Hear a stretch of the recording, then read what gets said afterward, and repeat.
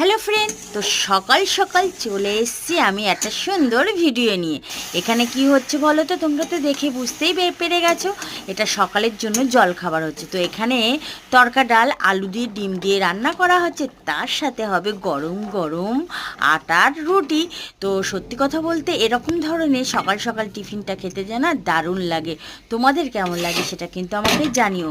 আর সত্যি কথা বলতে বন্ধুরা, আমরা না সবসময় ময়দার রুটিটা খেতে পছন্দ করি না, সবসময় আটার রুটিটা খেতে পছন্দ করি। আটা রুটি খাওয়া কিন্তু সব থেকে ভালো। আর দেখো রুটিগুলো কত সুন্দর ফুলছে, আর এই রকম ফুলকো ফুলকো রুটি দিয়ে আর তড়কা ডাল খেতে যা লাগবে না বন্ধুরা। তোমরা কিন্তু খেয়েছো এরকম?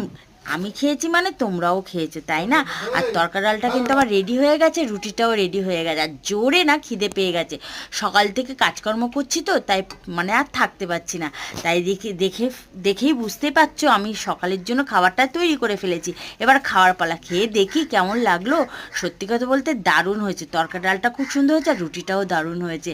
আমার তো ভীষণ ভালো লেগেছে। আর এই ভিডিওটা যদি তোমাদের ভালো লেগে থাকে, একটা লাইক করো, কমেন্ট করার পাশে থেকো।